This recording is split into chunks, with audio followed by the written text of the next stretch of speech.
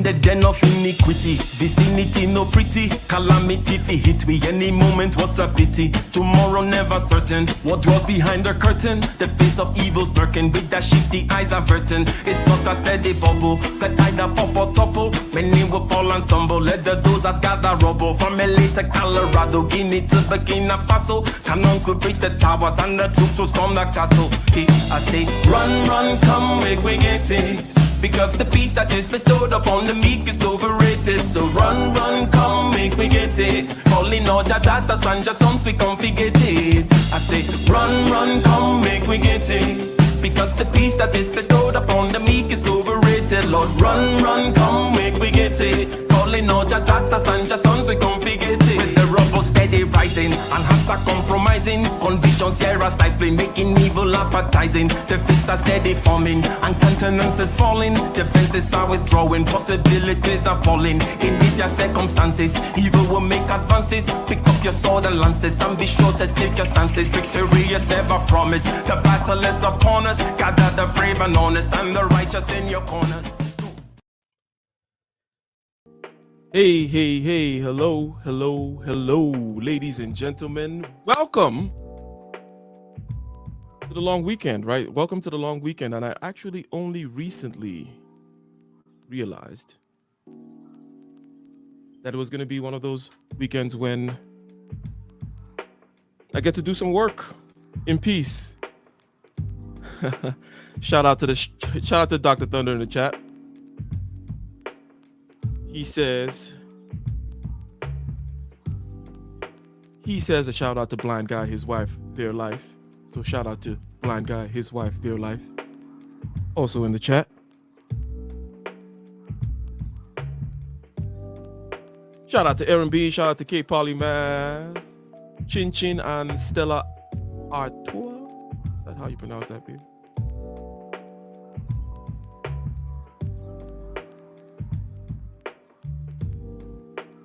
How's the volume on the...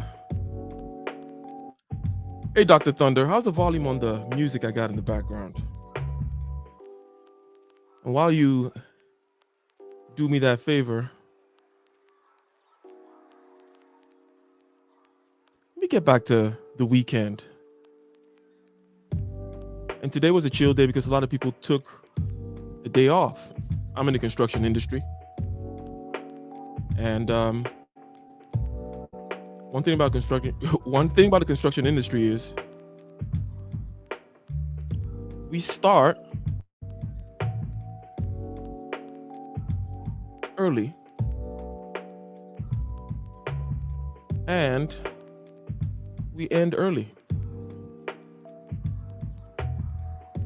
We finish early. But also, you know, they take that time off and they're not going to bother you on a Friday like this. Guys are on their way to the lake and so on and so forth.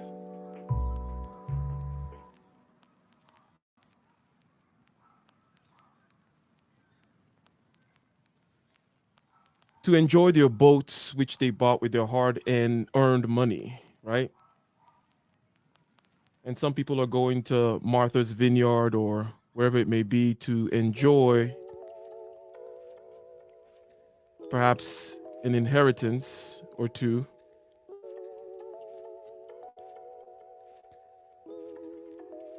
So the question comes to mind, right?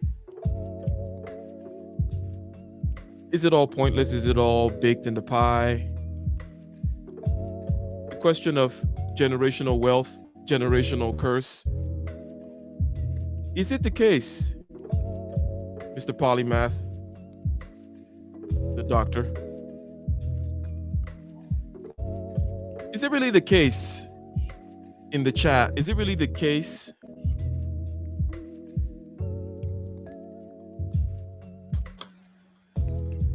Can you repeat the question?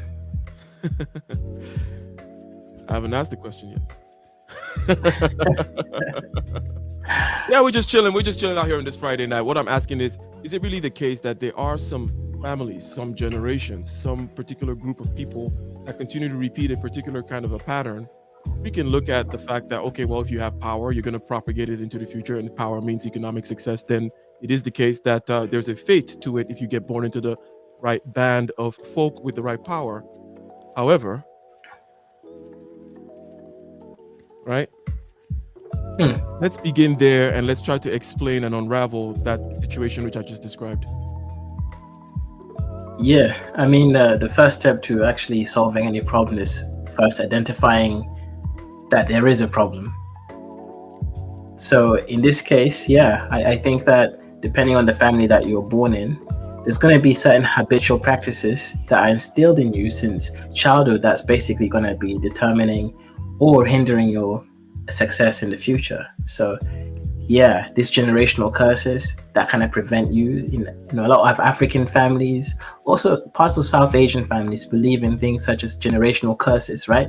So they're going to tell you that we're fighting. Let's say if you join a Nigerian church, let's say Mountain Fire Ministries or something like that. Do you know what they'll say? They'll start saying things like, "We're fighting against the spirit of poverty," and I'm thinking to myself, why are you catastrophizing poverty as though it's some kind of evil spirit or something, right? But to them, because they kind of see all these trends, right? Poor families tend to remain poor, right? And rich families tend to get richer, right? We've already talked about this in the Matthew principle. Those who have, more will be given unto them, and those who do not have, even that little that they have will be removed from them, right? So yeah, I think that this whole generational wealth, poverty is linked, and I think people see it enough and they see the generational spiritual aspect. Okay. So if you're going to go pray and you're going to go do that thing and you're going to be the one that comes out of the generational wealth curse, if you will, because that's what we want to do, right? Because we can look at what's going on and we can notice that it is true that there is that pattern there. And then we're asking, well, and we'll get to the question of, how strong it is, what it consists in, right? What are the mechanisms by which you are kept stuck in a particular pattern that repeats itself generationally, right? We'll get into that, and then perhaps we should do that first before we get into the idea of what you as the individual, having seen this is to do in order to transcend it, right? Because that must be the case. I mean, you can't just stay in narrative land, right, where you have a story and the story just is the beginning and the end, and it's fatalism, determinism, it's all been said and done, fixed mindset, that kind of a thing. So let's start by the mechanism. So you talked about this particular group of people, and you painted the picture of this. Did you say Nigerian church? Yeah, Nigerian churches. There's a particular way that they do things. They pray so vehemently, as if their life depends on it, and they pray with the spiritual battles as though these spirits are like standing right next to them.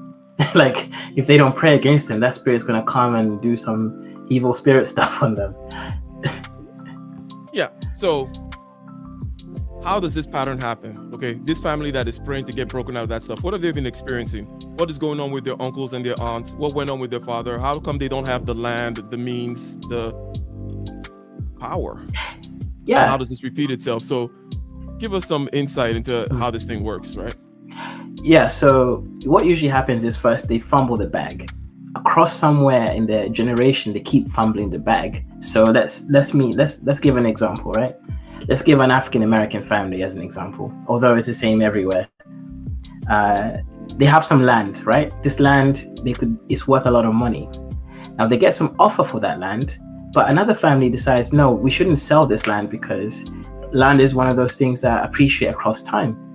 And they get a really good offer, like let's say even twice as much as the land's value was, right, 2 years ago. So they think, now we got to sell this land. They don't think to themselves, let's at least keep some of the land, right? Why are they buying it at this price? Let's keep it. Instead, they sell the whole land. They spend the money because they don't financially literate. So it's not their fault. They just didn't understand how money worked. Now they've got no more money. They've spent it, and they've got no assets that appreciates across time. So now this family doesn't have the land, doesn't have the money, and then that behavior just keeps, repeating itself. Okay, so and they never diagnose, right? Yeah. Okay. So the main thing I got out of there is that at some point they fumble the bag. Now, do I understand correctly And do we in the chat understand what fumbling the bag means? Because you're saying it, that at some point, somehow they fumble, they mess up an opportunity. It's either an opportunity to keep what they have, right? They drop, they lose it, right? Or an opportunity to actually gain something, or some serendipity, something that came by, like your aunt left you X, Y, and Z, and rather than invest it, you did something with it. But somewhere along your generation, somebody effed it up, right? Uncle Bob, back in the 1850s, tricked the family fortune away, right? And we curse him till this day. Okay, cool. So that happens.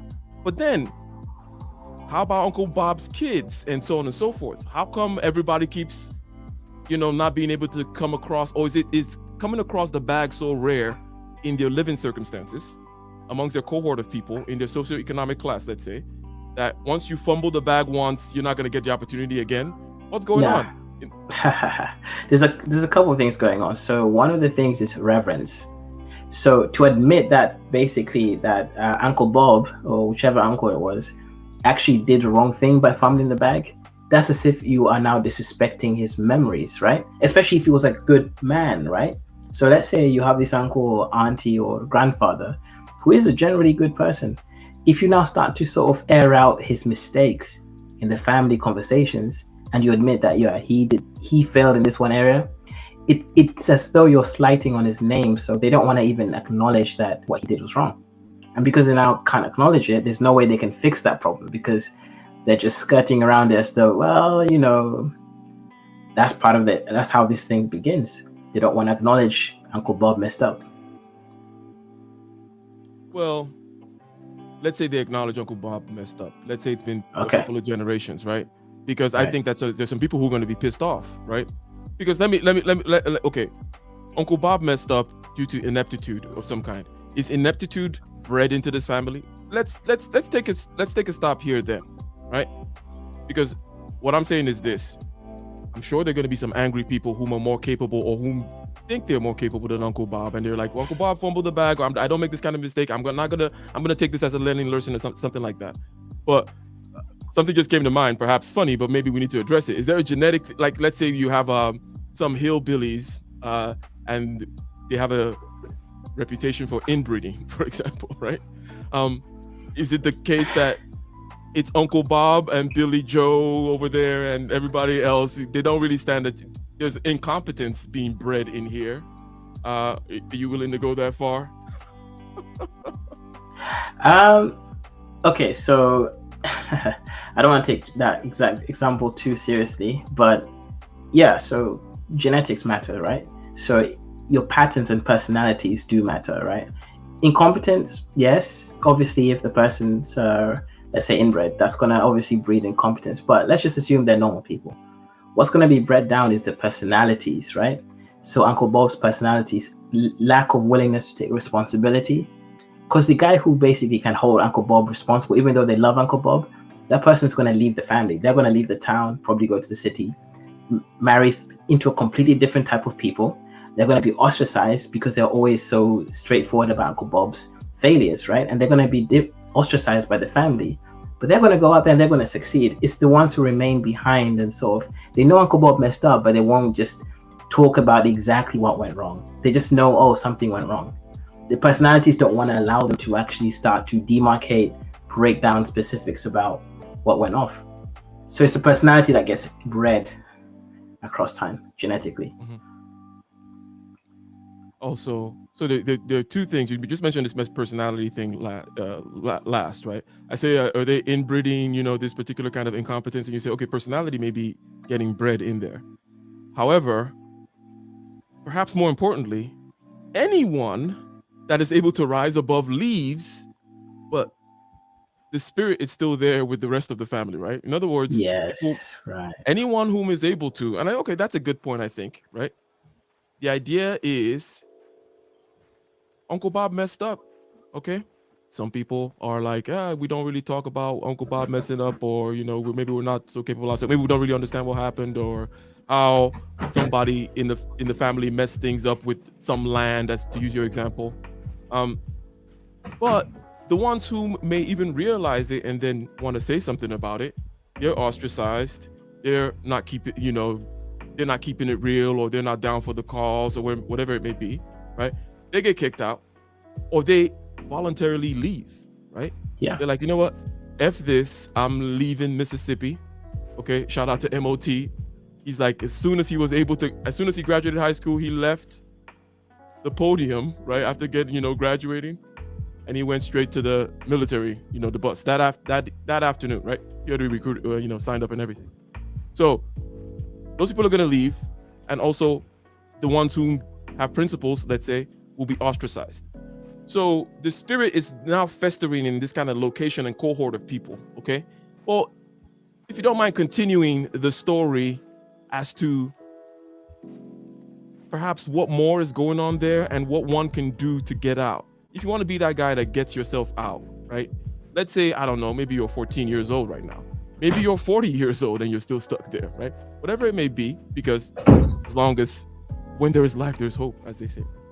So how do you get out of that whole stronghold of the fear of being ostracized by family, this fear of being ostracized by a group with a narrative, right?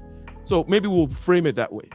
Let's just say so far, the picture is there is a group with a narrative, and this narrative is such that there's nothing you can do about it, or the narrative directs you to think that you cannot proceed, you cannot progress, you cannot change things because this is the beginning, the middle, and the end of the story. It's also enough, this is what's going to happen, right? The white man held me back, whatever the narrative may be.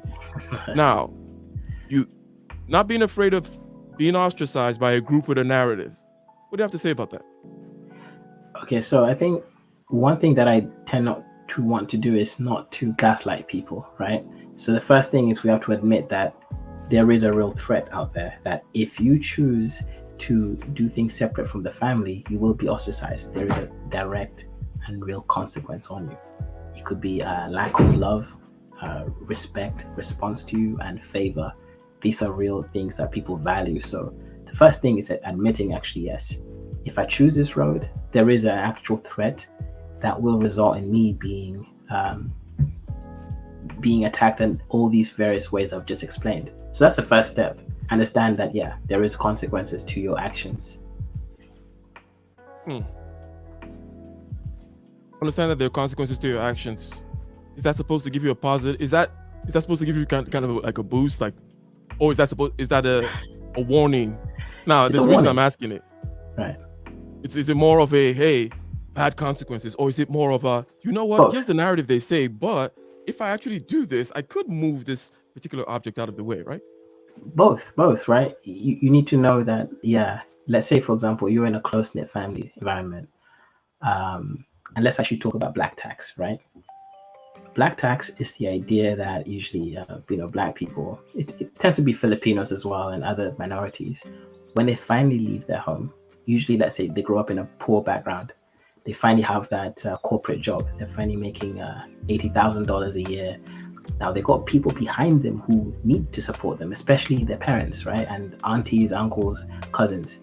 So the issue here is that these people feel like they have to give back immediately. The problem is, if you don't build yourself up, you're not going to be able to sustain that giving anyways. But these people feel like they have to do it immediately, and they are pressurized to do it immediately. They've got a couple options. If they say, hey, I can't help you yet, I need to build myself, get my own home, invest in my company first, they're going to be ostracized. They won't speak to them as much. They won't invite them to all the weddings, all the meetups in the family. And this, of course, if this person is dependent on the emotional support of the family, is going to injure their well-being. So there is an actual warning there. Look, if you take this road, it's going to be a lonely path to the top. That's just how it is. That is the first step. But also there's ways around it, but you just have to acknowledge that you are now beginning to walk on a thin road on thin ice. Okay. The fear of being ostracized by a group of the narrative. The group of the narrative is Uncle Bob and his cohort. The group of the narrative are people whom tell you that there is a reason why the game is sewn up, a reason why you can't get the banana, if you will. And we're saying, hey, how do we get over this? And you're saying, hey, consequences to your actions, and you gotta first and foremost face that. And that now you're on thin ice because there are consequences, both for good and for ill. See, I like to say the Mario Brothers thing all the time, and perhaps I'll say it again, right? That what you're saying is, hey, everybody, hey, Aaron B, you know the Mario Brothers game, right? Everybody knows Mario and Luigi, right? Everybody knows how it tends to go, right? You're scrolling from left to right.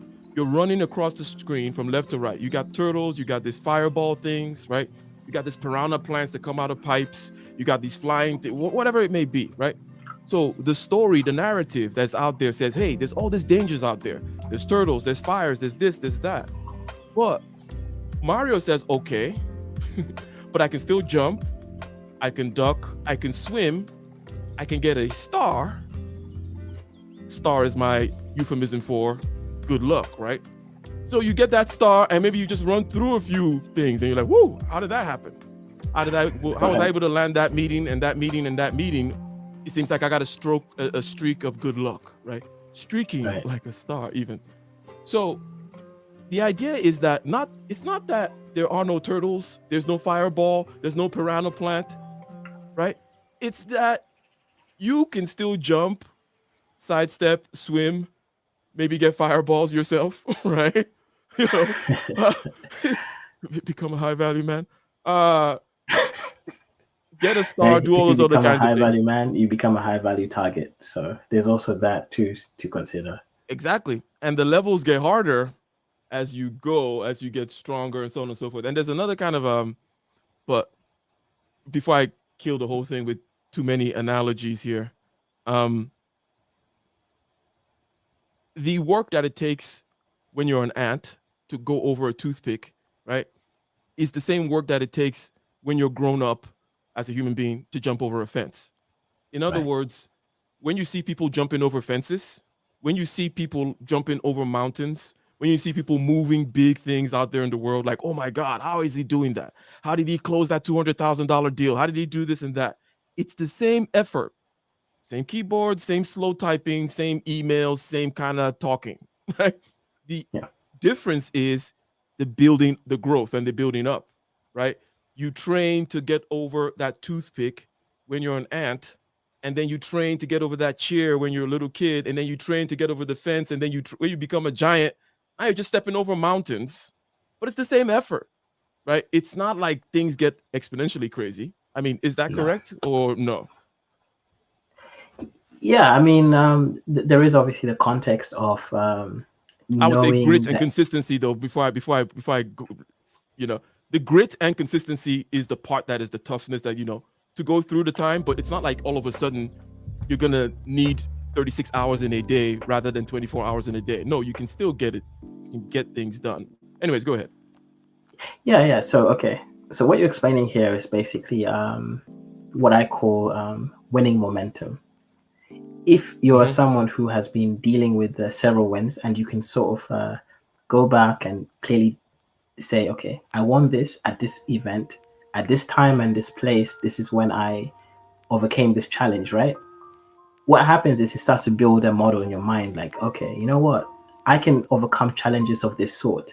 I can then move forward of this sort. Like a lot of the religious people talk about this concept of when you have faith in God or whatever, you overcome challenges, and then you, as things get difficult, it just becomes kind of equilibrized. You reach a new equilibrium form.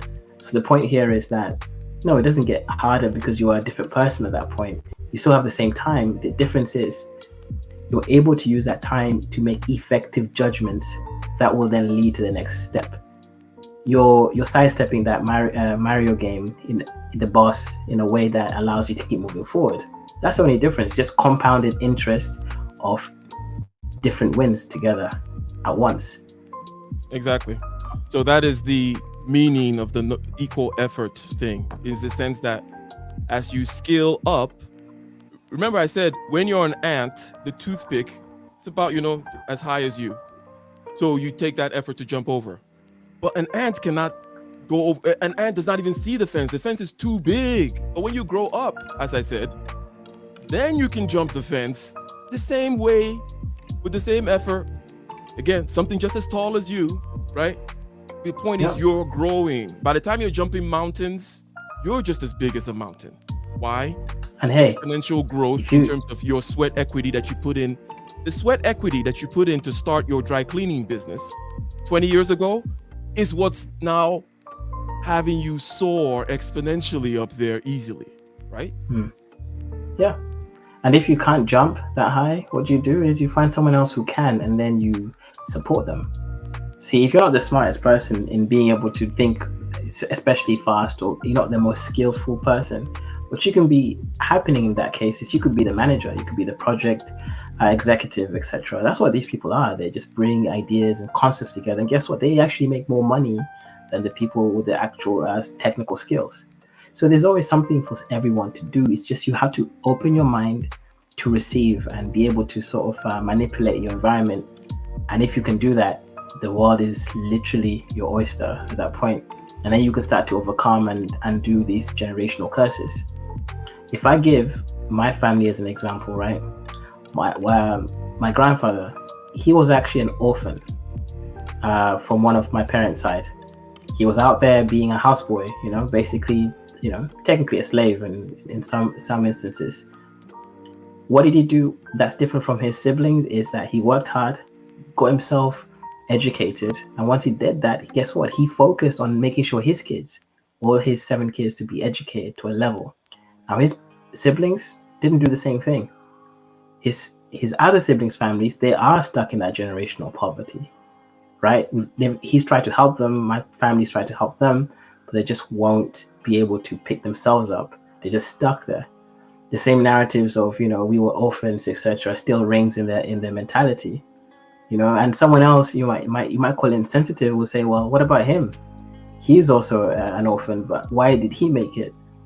That might come out as insensitive, but there's a point to it. The point is, someone else is doing something that you're not doing. Why is that? Forget whether it's easy or harder. That's not so irrelevant, especially because nothing in life is ever going to be exactly fair. So why focus on the parts of it not being fair instead of focusing on the parts where there's options and choices? What is on the screen from the man Leroy? Hey, yo, Leroy. Show enough. Now, the idea that you left, right? You left Uncle Bob. You went out there and you decided to push start on the game, right? And you say, hey, I'm going to take my chances against the fireballs, this, that, and the other. I'm going to try to catch a star. You even mentioned perhaps hitching your wagon to a star. If you're not the smartest, the whatever est, biggest, tallest, strongest, gift of gabbest, you find people to partner with. No one ever actually succeeds alone, generally. I mean, that's kind of like a truism. So you make it out there, right? And you're able to shake off the fear of ostracization, because it's not so easy, right? Because it leads directly to the what's on the screen right now. What's on the screen right now? If you don't mind reading what is on the screen and then reacting based on what you saw me bringing together right there.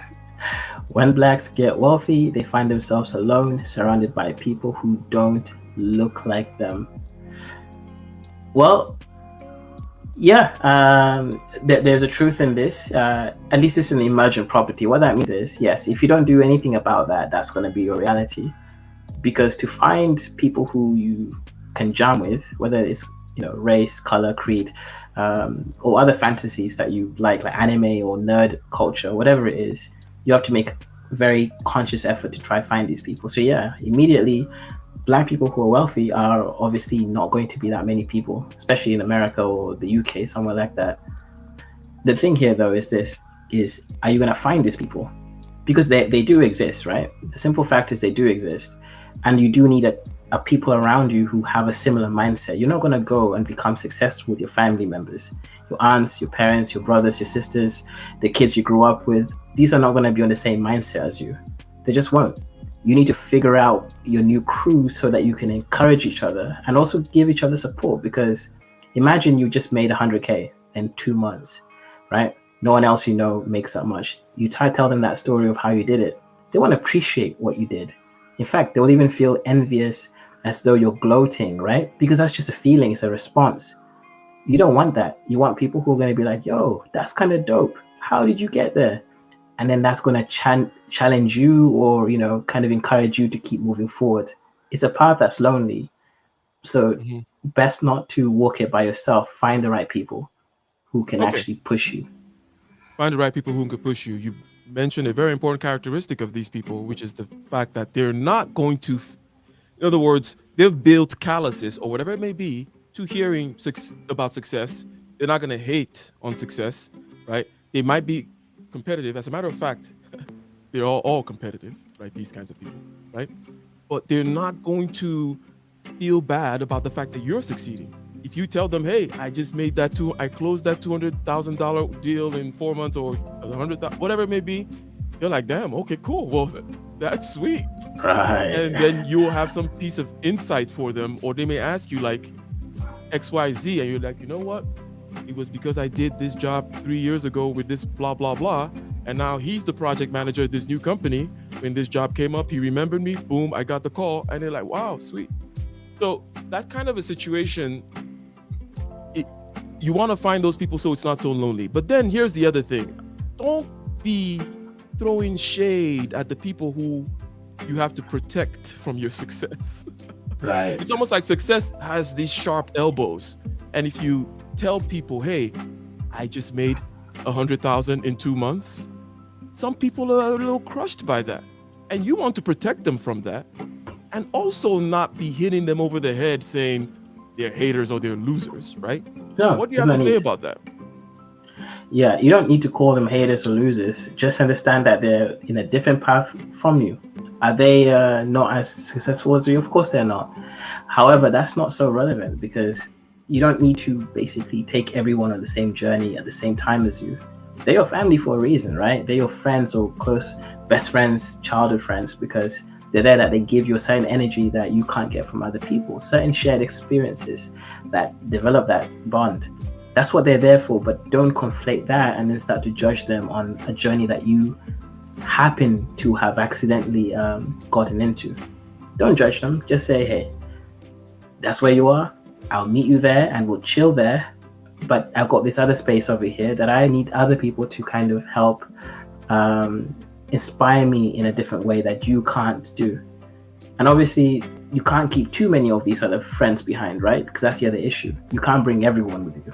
You have to be selective and say, okay, I can only take on about 10 or 15 people. Everybody else, I have to kind of put them on the back burner. Otherwise, you will then begin to carry too much burden and you will not be able to deal with the stress. Okay. How do you go from then on now? Because here's the thing, okay? We had this dragon, this demon, it was out there. Ain't that right? Shout out to the people in the chat, by the way. Let me go ahead and recognize you guys and appreciate you guys for coming out here in this late evening of a long weekend to spend some time with us as we muse about something that's very important. Something that is very, very important indeed. The generational curses from the generational spirits of poverty and narrative and success, and white man holding you back, and the whatever else it may be keeping you down. The patriarchy. Maybe it's the patriarchy keeping you down. Maybe it's the gynocracy. Maybe it's the matriarchal gynocracy that's holding you back. Whatever it may be that the narrative is, that's a good one. And you can't press start on the game. Yeah, Aaron B keeps complaining about the matriarchal gynocracy holding them back in the streets of England. Whatever that may be, right? You've conquered that beast. Okay. All right, because the queen is our leader. Okay, good one. You conquered that beast, right? The idea is, how do you pass it on into the future now? Because now we're talking about building. You're that guy, right? Forget about it. You're that guy. Yeah. You made the 100,000 in 2 months. Okay. How do you create now? Because now you're like this philosopher king out here by yourself, alone. Yeah. Right. You need to start a new dynasty, a new line. Right. Follow and begin there. Where do we start now? We've left all that crap behind. Yeah. We ain't got no time to talk about that crap anymore. how do we build a dynasty going forward and generations and 1,000 year, a Pax Caesari or some shit like that.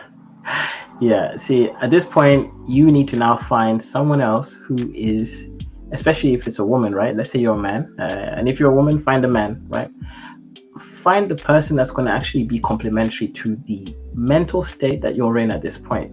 That means, right, you don't want someone who is still within the generational curse. You do not want to marry a cursed person. Find someone who's financially literate. If you want to truly create a kingdom, the person needs to be financially literate. That does not mean they need to know how money works to the point where they can replicate what you did. No, what it means is you need to meet someone who understands how money works in general. And even with the little money that they had, they could multiply that money, right? It's not about the quantity. It's more about the flow, the logic of how money works. If you find this person, bring them onto your life, build that life, and make it clear that this is a dynasty. I don't like using celebrities as an example because of obvious, celebrity worship issues that go with it. But I respect the relationship between Jay-Z and Beyonce. Let's say he cheated on her, terrible thing to do.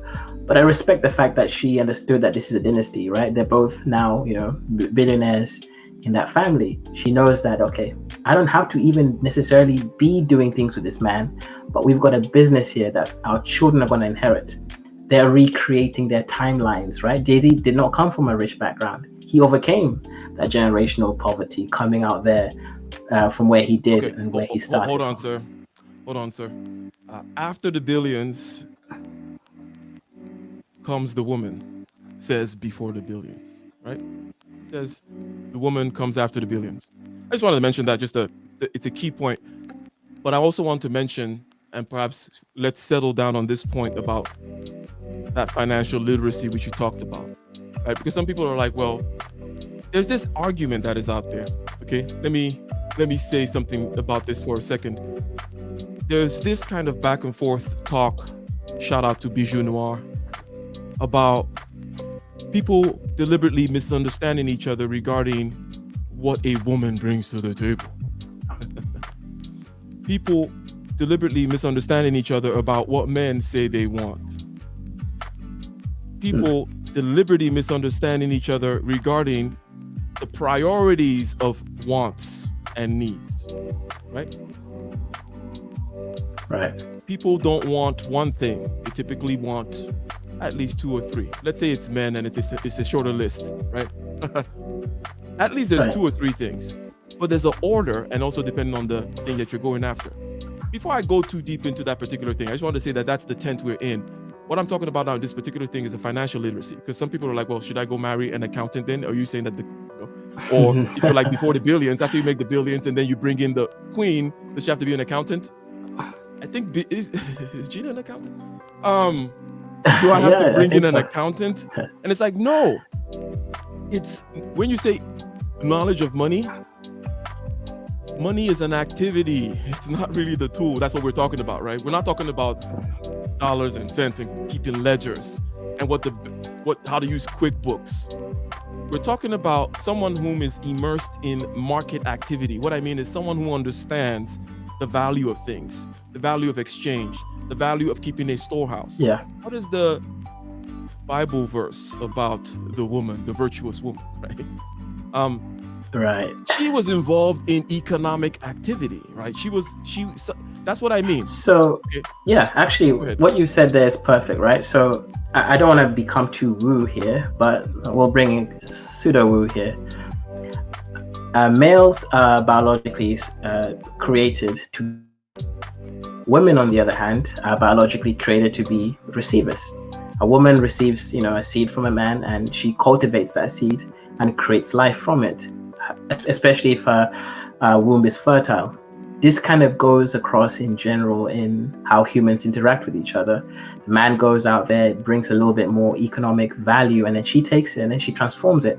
Find a woman who, if you bring on the money to her, she takes up money, finds right places to invest, and then creates more value for that money in ways that's going to benefit the family.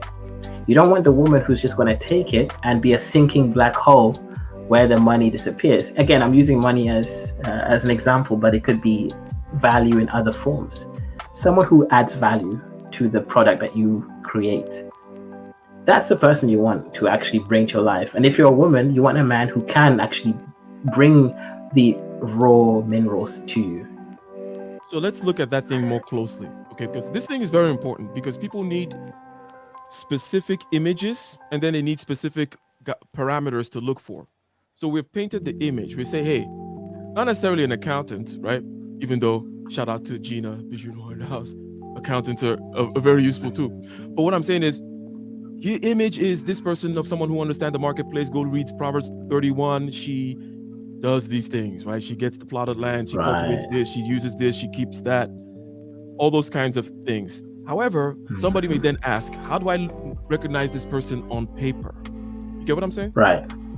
Someone may say, am I looking for a degree then? Well, let's just use basic common sense, right? We know that none of these things I just mentioned has anything necessarily to do with a degree or not.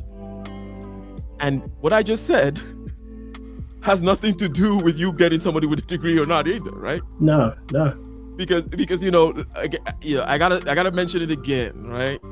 Because sometimes these things seem obvious, and then it's like, okay, well, the point is this: we know 100% that you're not just gonna look at somebody on paper and say, oh, they have this degree, they have a degree in psychology and economics, therefore I'm gonna bring them into. It's like, no, we know that doesn't. It's mean actually irrelevant. Yeah, it's completely irrelevant. Yeah, but at the same time, I'm not saying therefore start telling people, oh, I don't want a woman with a degree. I mean, obviously it's common sense, right? But I just got to make things clear sometimes, because people are insane out here in this YouTube streets, as you know. But we comment on that, the markers, right? We gave the image, but then they're like, how do I recognize this person on paper? What are some of the markers you can see and tell? Okay, so piety, right? So let's say she's a recent graduate at university. She hasn't really got a good job yet. She's just struggling, but she decides to live on an apartment that basically all her money goes to rent. She can barely afford food. She's out there dating different men in order to pay for her meal. You want to avoid that woman, because it means that she doesn't understand where she is. Her mentality is living in a dream state, while her physical body is living in a hell state. Now, if she had vision and she's doing this in order for show, to get more clients, again, it depends on the reality. If she's renting an expensive apartment so she can bring people over and get business deals, that's a different situation. But if she's doing it to satisfy her base biological needs of wanting to live in a nice place and she can't afford it, that person is just that's a black hole, right? A black hole is something that keeps taking and doesn't deliver back. Did you want something. Mention anything about tradition? Someone says here, teach, right? So how about the teachings, whether you're the one doing the teaching or prior teachings? How about also receptivity to teaching, having also been taught into the person? So you can teach people. The issue here is you need to find the right person who's teachable. If you try to teach someone who's not teachable, you're just going to end up annoying them. They're going to be annoyed that you try to teach them. They're going to find you hard to deal with. So usually, for example, if you're an NBA team, you don't want someone over 25. In fact, most sports teams don't like people over 25 as the initial person that comes into the team, no matter how talented you are. It's difficult to teach people once they're over 25.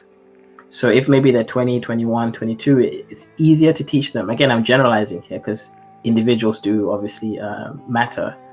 But if you teach someone, make sure that they're teachable. You don't want to go into unfertile ground, teach someone that the ground is like stone and you're trying to, plant a seed. You're just going to end up in frustration. They will hate you. Bro, you throw in more Bible proverbs in there while you're at it? Right. There's a Bible proverb that basically there's a man who wants to plant some seeds. He sprinkles some on thorny ground. The thorns basically suffocate the seeds. He sprinkles it on some stony ground. Obviously, there isn't enough soil for it to actually germinate and gestate.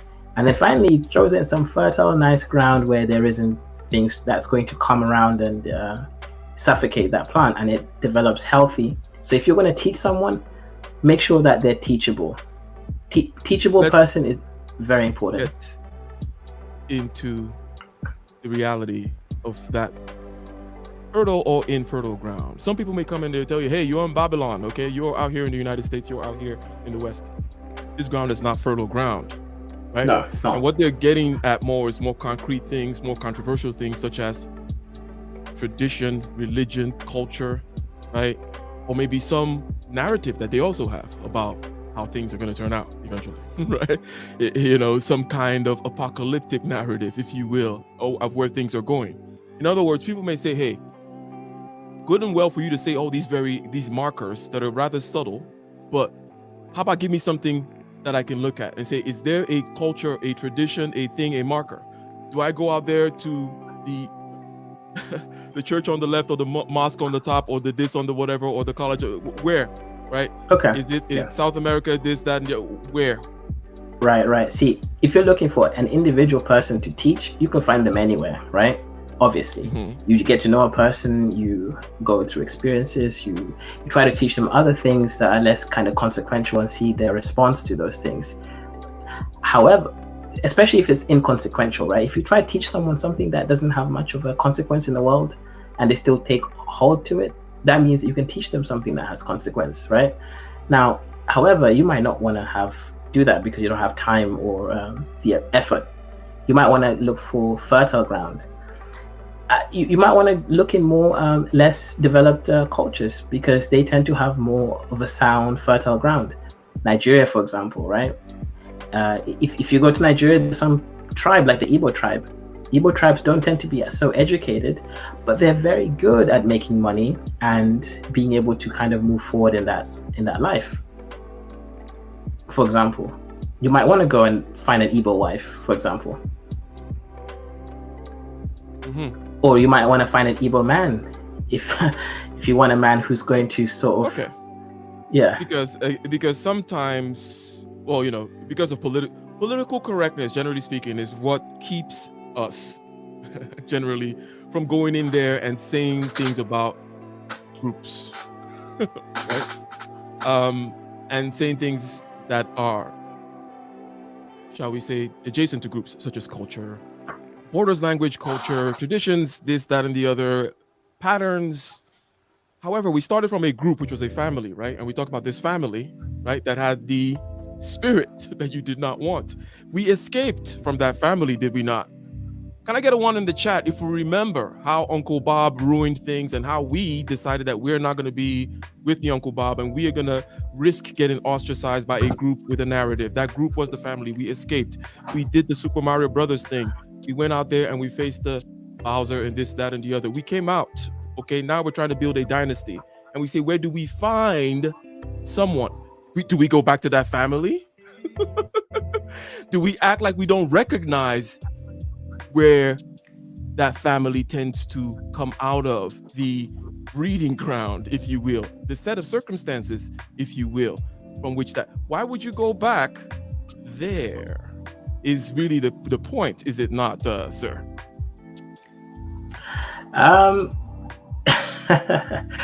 Yeah, so you don't want to go back to a place whereby you fully engross yourself in certain practices that are not suitable for your development, right?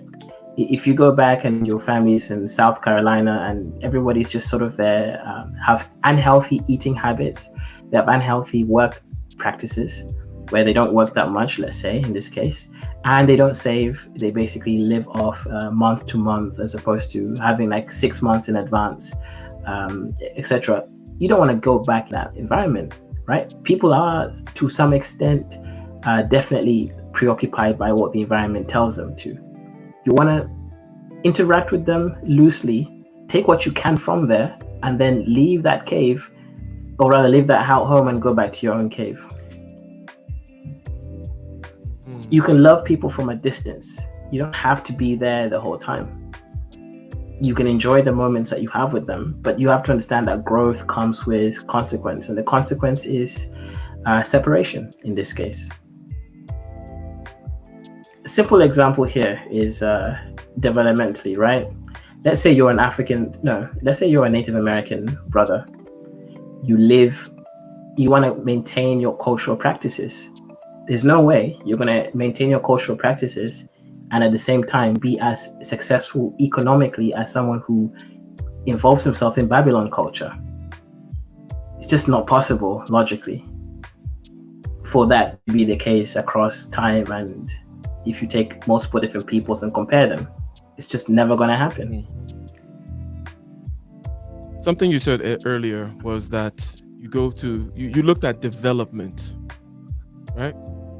And you say that there's a correlation between the fertile ground and less developed. Can you expound upon that? Did you guys catch him say that earlier? That, hey, maybe you want to go to places that are less developed. And places seem to be more fertile ground. And it's like, well, if a place is less developed, and we're looking for somebody who has the spirit of Proverbs 31, right? The spirit of saving for a rainy day, the spirit of street smarts.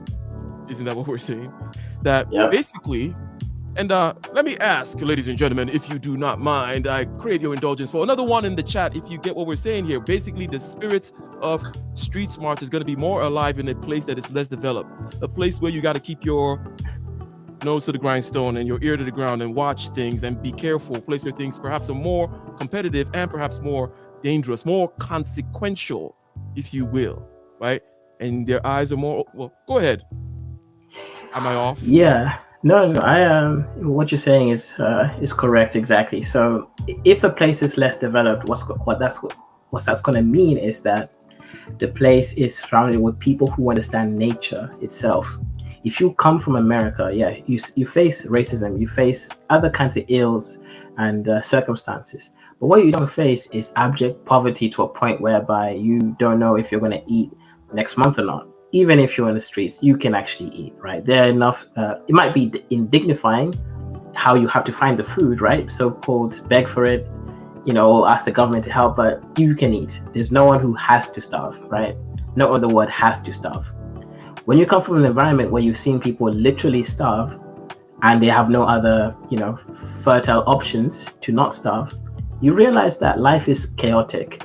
It breeds that understanding that, even if I'm in a very good, clean environment, everything is working well, never lose the bag. So you're not going to fumble it when you finally have it, because it's going to be a healthy level of fear that it could all be taken away. So that healthy level of fear allows you to be tuned in correctly so that you basically don't allow yourself to get too comfortable, because that's part of the issue. When you become comfortable, it can all be taken from under your rug so that you even feeling it because you're comfortable, right? If the rug is removed, it won't make a difference. You're already feeling good. Good. So I stopped us here, right? I stopped us here to look at the characteristics of this person that we're looking for.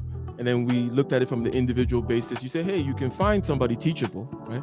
Wherever you are. You can find somebody with whom. What is the question? What is the question, ladies and gentlemen? We left Uncle Bob and we left the pits and the spiritual bondage of poverty over there in the hillbilly mountains, and we went out and we're now doing our own thing, but we need to propagate into the future. We need to build into the future, right? We need to build into the future. Dynasty, propagation, future generation comes to mind. How does that happen? We talked about Teachable. We talked about Proverbs 31. We talk about this person who has an understanding of money. And then I say, hey, stop. Let's kind of look at some characteristics of that person, what we mean by the understanding of money, the understanding of economic activity, the understanding of saving for the rainy day, the understanding of sighting an opportunity and cultivating and growing, right? She will multiply the storehouse, if you will. So you now are going to try to, you get that, okay? Now, how do you multiply the storehouse, and how do you train the future generation such that you're less likely to breed future Uncle Bobs that mess up the good gains that you have made? Anything? Where do we go from here? Yeah. Okay. So, if you're asking how will she multiply the storehouse, or how will I multiply it? I as the we. Can you clarify? Okay, ask the question again. So, do you mean how will she multiply the storehouse, or how will we as the How will we, and also specifically for the next generations, maybe you're even dead, right? How do you set up a system such that future Uncle Bobs are less likely to become from your gem Okay. seed? So Whatever. just to reiterate, the main purpose of finding a spouse who you're equally yoked with, right? There's this concept that keeps going around. What does it mean? Equally yoked means that you have both similar enough principles and values for life, especially if that values match. In this case, the value is legacy and allowing transgenerational wealth to precede both of you after you're both gone. So how would you maintain this? First thing is choosing the right spouse. You want someone who's competent, not just at money, but competent at life, at making the right decisions. So if you're not there, see, you have to operate as though you're not there anymore, and it's just her and the children. That's the first assumption you have to make is, I'm not here. It's just my wife or my spouse and my children. At that point, will she be able to deal with everything that you've left behind, or will she squander it and then leave your kids and family in stage one again? So that's the first step. You need to leave behind things. So you need to have a basic stuff. Pragmatism is life insurance. You need that. You also need to have some kind of funds set up for the children to receive the money at a certain age, or they would have to have a company that's at least grossing at least 100K a year before they can access certain funds. And then you can maybe restrict that to a certain age. Maybe if they're 40 and they haven't got that company, they can access parts of it, etc. You have to leave these things behind because you can't trust that the people are going to do exactly similar things to you unless they've proven themselves while you're alive to do this. So you need to kind of leave that space for them to grow and then allow the teachings that you instilled in them to get there. So let's say if you say, okay, you can't access this millions until you gross 100K a year, and it has to be, etc. Unless you're 50, then you can access it, fine, whatever. What that means is it's going to force that kid who's growing up to take on all the lessons that you told them, to do their best in order to actually try to obtain that. And that's what the growth is, that time, that breathing time, because they need the breathing time. You can't expect them to be you in a couple of years. But you have to set all these things up in check so that you ensure that the money is generational. Also put caps on being able to sell the properties that you leave behind, for example, because you have to instill all these practices. And then once you do that, now what people might hear, they might not like it, but you have to be very selective on the people who you ask your children to be marrying. There's a thing whereby we criticize rich people, especially in like movies in the olden days, of being snobbish and hating on that really super smart poor kid. There's a point here. You don't want to allow your children, or rather you don't want to project that they marry just for love somehow, whatever that means, because you don't want them to marry into the wrong stock. You don't want them marrying the partner who is in a generational poverty. Uncle Bob. Curse. We just Right. have to remember the You beginning don't of the wanna- story. you The don't wanna- idea is when you leave there, you don't ever want to go No, back. you don't want to go back. You don't want your kids marrying Uncle Bob's second cousin or something like that, or the children of Uncle Bob's second cousin, or Uncle Bob's cousins, second cousins with a similar trait to Uncle Bob. You want to avoid that completely. So you want to help do your best to kind of instill and reward practices that lead from that away from that kind of practice. Okay, so let's say a few things that anybody can do, because you mentioned things such as leaving, you mentioned the whole, I'm not Warren Buffett, for example, I'm not going to leave my kids anything, or in order to leave my kids something, they must work hard or whatever. Also, I must train them, and then I hope that I train them, and then I incentivize them to apply the training by putting some kind of reward, right? You train and you incentivize. Okay, but let's talk about 4 basic things, right? Anybody out there can do these 4 things with regards to just arranging things in a particular way. Because we're going through the whole life history. First, you were 14 years old when Uncle Bob fondled the ball. Now you're the patriarch somewhere. 4 things you can do, right? Not that you don't have to. You can make $50,000 a year, but you can get an LLC. You can get a trust, will, and life insurance, right? Anybody can get life insurance. You can afford that much. And you want it because when you're gone, to the point that you made earlier, will they be able to take care of everything? But also, you don't want to leave a mess, right? Right. It's Yep. one thing to say, I'm going to find me the right person to take care of things. But then it's something completely different to leave a mess, in addition to the fact that you're gone. Hence, the whole life insurance, and yes, I've taken care of this, and whatever it may be, funeral expenses, this, that, or the other. When this is done, that's where the trust also comes in too, because it kind of things get administered, if you will. So you plan things that way, and this because you talked about billions of dollars, and it's like, okay, whatever. You can make $40,000 a year, just get that will LLC trust. The LLC is a separate thing because you just got to have an LLC regardless, right? Because you may put real estate in that LLC, or you may do other kinds of things with the LLC. You may have international accounts with the LLC. Something else I also say on a separate hand. Google tomorrow, how do I get an international account? Pick a country and say, hey, how do I open a bank account in Morocco? How do I open a bank account in Burkina Faso? How do I open a bank account in Ghana, right? And those kinds of things. This also goes into that kind of expansive notion, getting out of Uncle Bob's small-mindedness into a global mindset. Ain't that right? Yep. I mean, get yourself a passport, get yourself banks in multiple different countries. Start understanding how money works. Like really, just do a set service and a trade with someone and exchange it for money. That's going to teach you how the whole thing works. Doesn't mean be a materialistic worshiper, but money is a first step, especially if you're a man, because that's what people can expect from you, whether you like it or not. It's just what the world will expect from you. So, and if you want to live a life where you have certain privileges, get enough of it. You're gonna basically see yourself having the ability to move around life with a lot less issues. And the other advice is, let's say you want to fight for equality. If that's what your stance is and that's what you want to dedicate your life, fair enough. But if you want to live life, just understand that other people will fight for that equality with or without you. You are a small drop in a fountain of an ocean worth of water. So what should you be doing instead? Well, go and figure out, okay, you're fighting for equality, people are selling flags and all these banners, go and sell those banners. Capitalize on certain events that occur and don't just be swayed in the momentum. Go and make that money. All right. I think this is it's a good place to start winding things down, because I think we went through the story rather elaborately and in a granular fashion. We talked about what this generational curse is. We started in that Nigerian church, did we not?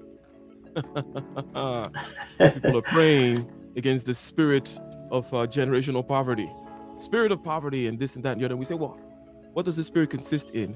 How does it keep you stuck? What is the story here? Where does it start? How does the mechanism run?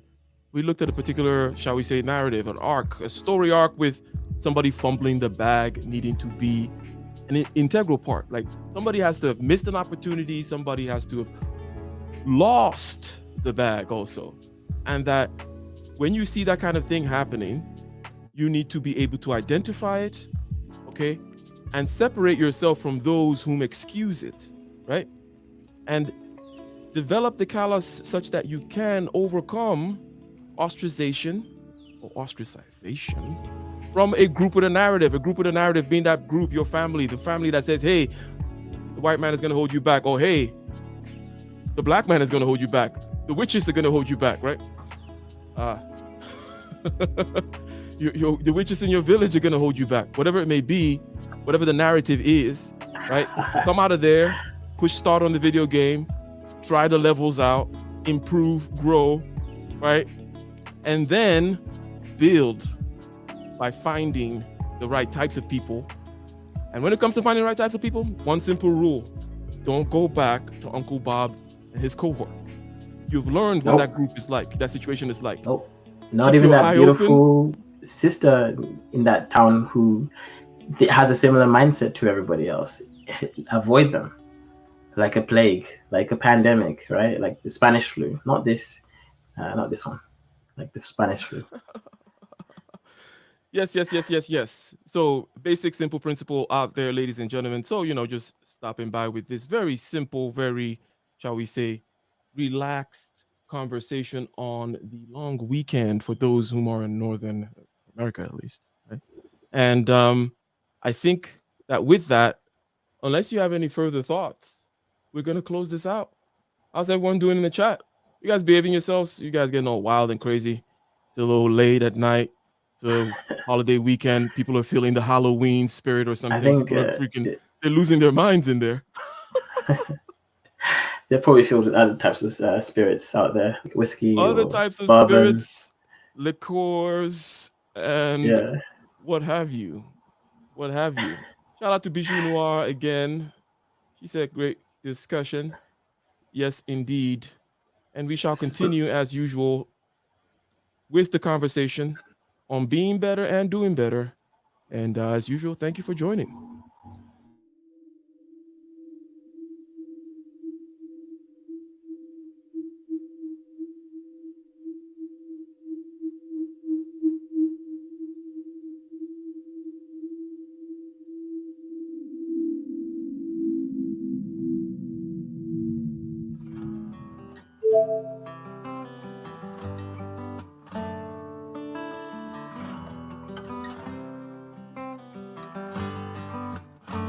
In the den of iniquity, vicinity no pretty, calamity fi hit we any moment, what a pity. Tomorrow never certain, what was behind the curtain, the face of evil smirking with that shifty eyes averting. It's not a steady bubble, that either pop or topple, many will fall and stumble, let the dozers gather rubble. From LA to Colorado, Guinea to Burkina Faso, cannon could reach the towers and the troops will storm the castle. Hey, I say, run, come, make we get it. Because the peace that is bestowed upon the meek is overrated. So run, come, make we get it. Calling all your daughters and your sons, we come forget it. I say, run, come, make we get it. Because the peace that is bestowed upon the meek is overrated. Lord, run, come, make we get it. Calling all your daughters and your sons, we come forget it. With the rubble steady rising, and hearts are compromising. Convictions here are stifling, making evil appetizing. The fists are steady forming, and countenance is falling. Defenses are withdrawing, possibilities are falling. In these your circumstances, evil will make advances. Pick up your sword and lances, and be sure to take your stances. Victory is never promised, the battle is upon us. Gather the brave and honest, and the righteous in your corners.